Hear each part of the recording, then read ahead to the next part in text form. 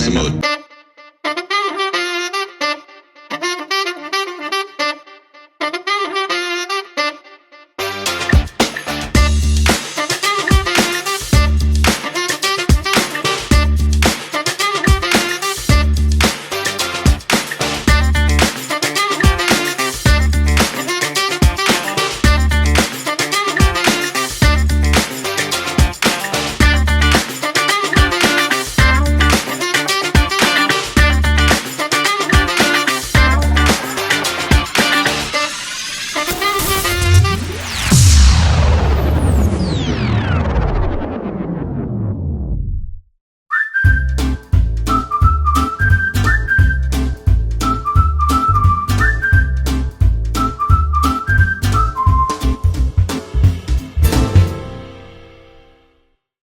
Yeah, this is Roy Gage from Estherville, Iowa, and I'm here with the Morphews tonight, and we're going to visit a little bit and talk about my one true love, which is Estherville, Iowa.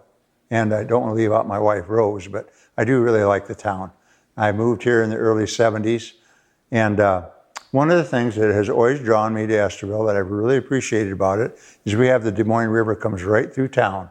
And it's just, I canoed on it when I was a kid. You know, I came here in my early 20s and bought a canoe I still have today, but the way that it comes into town, that it comes down through the hills here, and the way the trees line its banks, you know, the bluffs up there, and it's just really nice. And you can live in a town without a river, and you can live in a town with a river.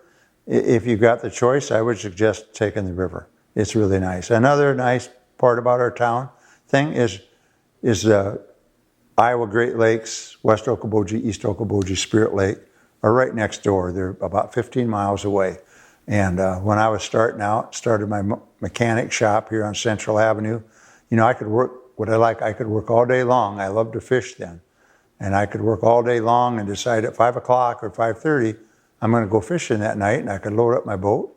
I could run over to the lake and get on the water and do some fishing, and 10:30 at night, I'd be back home, and it's no big deal. And I can do that on a Monday night, Tuesday night, Wednesday night, Thursday night. You know, all over Iowa, there are people who really want to go to Iowa Great Lakes to fish and to party, to vacation, and just have a good time. It's just a wonderful area. Our town really took some hits back in the late 70s and early 80s, and the biggest thing was when Morales closed up. It was a big packing plant, and it really we lost hundreds of jobs, and they were good paying jobs. In a town our size, it just really, really hurt. One more thing that happened was they changed the way they raised pigs, and everybody vertically integrated, and they put in the large pig palaces. And what that did when it vertically integrated, was it wiped out Golden Sun feeds, which had been here for years, was started in town. And also Kent Feeds. So we had to absorb that loss. I'm so proud of our town and how they've done. I talk to people in my business for the last 5 or 8 years. People come into my business, and I say, when they're leaving, usually I'll be visiting with them, and I'll say, tell me about our town. What do you think of Estherville from an outsider's view? How did it treat you? A couple from Pella mentioned, they said, we looked it up, our son's going to school here. We looked it up, saw the population, the town wasn't real big. Just thought, well, we're going to have a Hardee's and McDonald's, and that's going to be about it. My brother Roger's told me on more than one occasion that the best meals, the best food he has all week is when he comes to Estherville. So we pretty well got that covered. Another fellow that I asked the question, he mentioned how clean it is. And why clean? He says, we have a blizzard.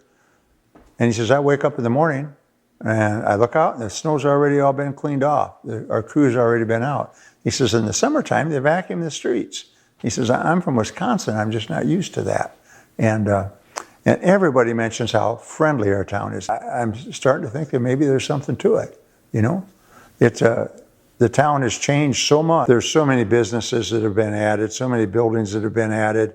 It's been cleaned up so much. Our city council, a number of years ago, started a program. We're building in the central business district. They'll help you out if you want to put new windows or anything. Our nice brick old-fashioned buildings that we've got, and that's really helped to clean up the downtown. The building we're doing this recording in tonight is in the old Penny's building, which I'll admit at the time that it came up, I thought it'd make a nice parking lot. A group of people got together and they saved this building. We've got the coffee shop and a wood shop down below it, and we've got the studio up here, and I love it. It has an ambience, and that's what the people from Pella mentioned. And there's so many houses being built and remodeled, and just people out working, and you can just tell they feel good about our town, and my family and I love it, and we'd like to have you come visit it too. So that's Hometown Wisdom with Roy Gage, and I hope you enjoyed it as much as I did. Thank you.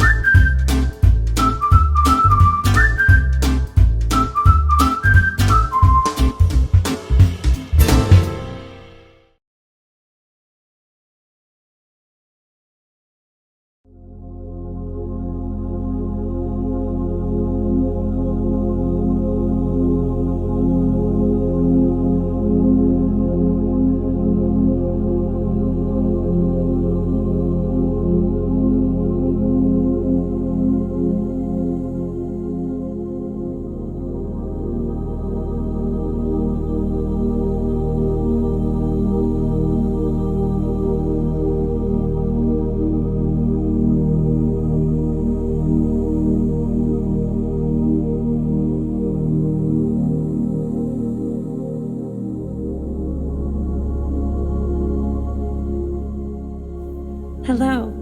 Join me in taking a mindful breath. We'll just try to focus our full awareness on one complete breath. Ready? Begin.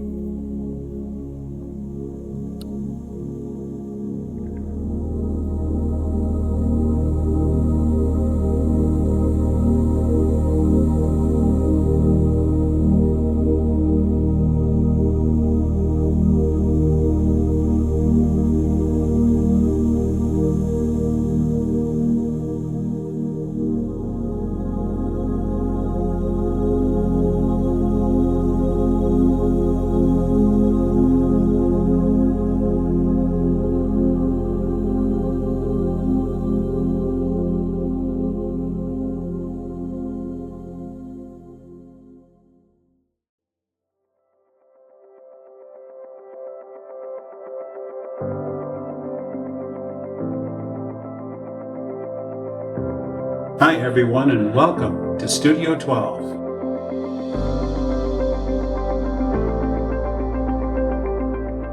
Studio 12 is an entrepreneurial center, co-working space, and startup incubator that offers vibrant, inspiring meeting spaces complete with useful resources and amenities.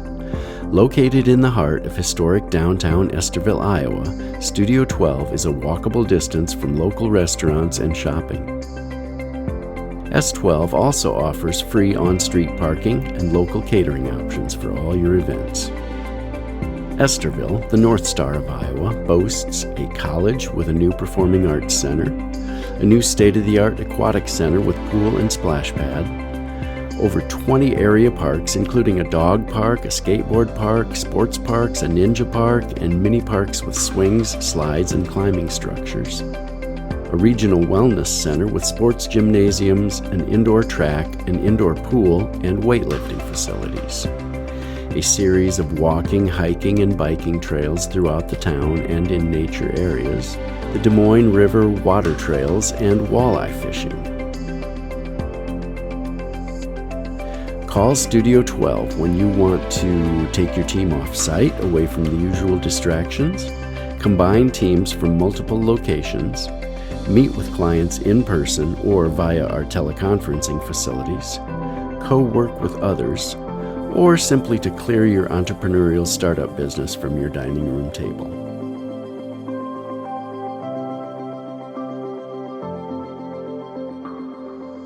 The Studio 12 Ballroom is renovated from a century-old dance hall. It accommodates larger groups for meetings, co-working, classes, workshops, seminars, and more.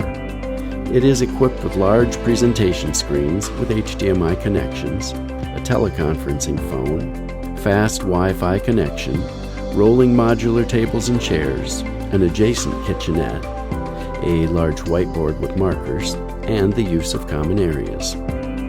Our teleconferencing room accommodates groups of 20 or more for meetings, co-working, classes, workshops, seminars, and more. It is equipped with a projector and a large screen, a teleconferencing phone, fast Wi-Fi connection, long board meeting type tables with comfortable seating, kitchenette access, a large whiteboard with markers, and the use of common areas. Our podcasting studio is a small studio for creating audio podcasts. It is equipped with a digital multi-track recorder, microphones, headphones, overdubbing and mixdown capabilities, a fast Wi-Fi connection, an adjacent kitchenette, and the use of common areas. Our private offices are available at affordable monthly rates. They also include kitchenette access and the use of our common areas. Set up an in-person discussion and tour from our website or our Facebook page. We are building an exciting entrepreneurial space. Join us and let's grow together. Hey, thanks for coming and taking a tour of Studio 12. Come down and see us in person soon.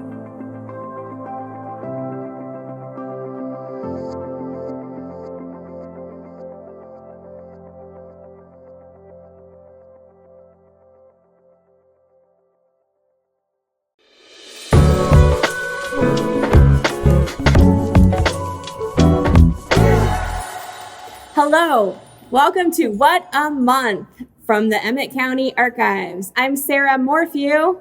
And I'm Jason Vetter. So Jason, you are on the board of the Emmet County Museum. Yes, I am. And you have been interested in our community and documenting our history for quite a while. How did you get started?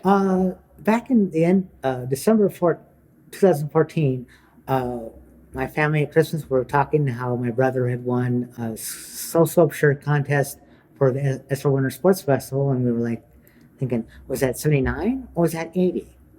And eventually we found out it was 80, but I went to look in the 79 newspaper archives just to see if it was 79, and it wasn't. But all the interesting things in the paper, held my interest. So can you tell us some things that happened during the month of October? Okay. In October of 1952, the Rock Island Railroad celebrated its 100th anniversary. The Rock Island Railroad has been a through point in Estherville since the 1880s or later. In 1910, we officially had a depot. 5 years later, in 1957, October 13th, the fourth and final location of Estherville High School was commemorated and had an open house to showcase the new classrooms and facilities. The library has 20,000 books available to read and enjoy. In 1967, the Novelty Nook added a new gift gallery section of their mainly bookstore at 1126 Central. In 1969, LCC sponsored the play The Fantastics at the Little Theater at the high school, but there was only 250 seats available for sitting, so people had to make the reservations quickly. $1.50 for adults, 75 cents for kids.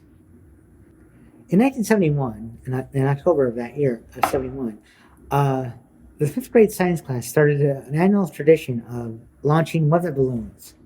And some of those weather balloons reached all the way to Michigan and Missouri, and the kids got responses from that. And then a year later, in October of 72, the college commemorated and dedicated their new building on 18th Street. Previously, they were at the Rotunda, and then they moved. It has a square feet at the time of 18,000. Wayne Trim, Dr. John Powers, Dr. James Coffey, and Attorney William Anderson, all were there from 1 to 5 to give tours of the classrooms and new facilities. Refreshments were served.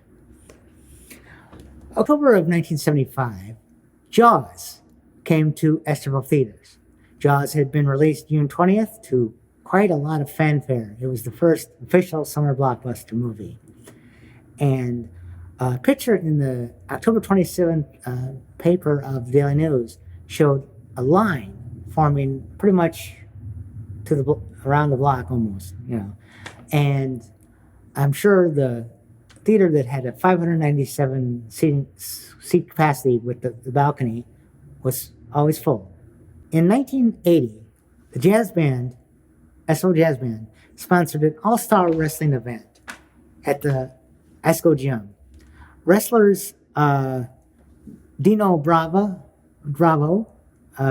Adrian Adonis, Jesse the Body Ventura, and Bobby the Brain Heenan all were on hand to wrestle each other and have fun. The jazz band raised $1,200 that night for various trips. Lastly, in 1997, the homecoming game between the Estherville Lincoln Central Midgets and Humboldt was a success. We defeated them 38-8. Well, thank you, Jason. Yeah, thank you. That's all very interesting. Yeah. What a month. Yeah.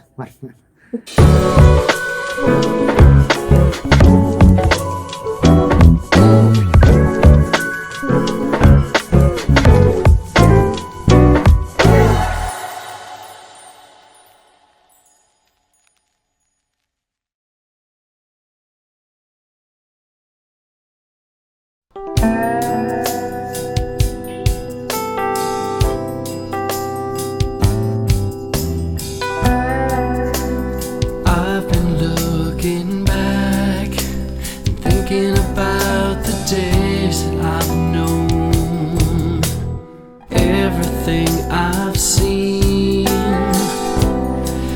Did I ever really learn enough, and how would I know? And I wonder why I keep asking the same old questions in my mind. I've got a feeling it's just beginning, and you shine as light as a star.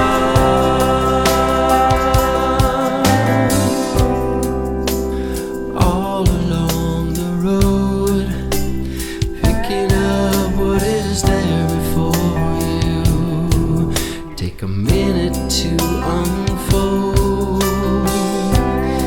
then spread your wings and let your colors through. And I wonder why I keep asking the same old questions in my mind. I got a feeling it's just beginning, and you shine as bright as a star.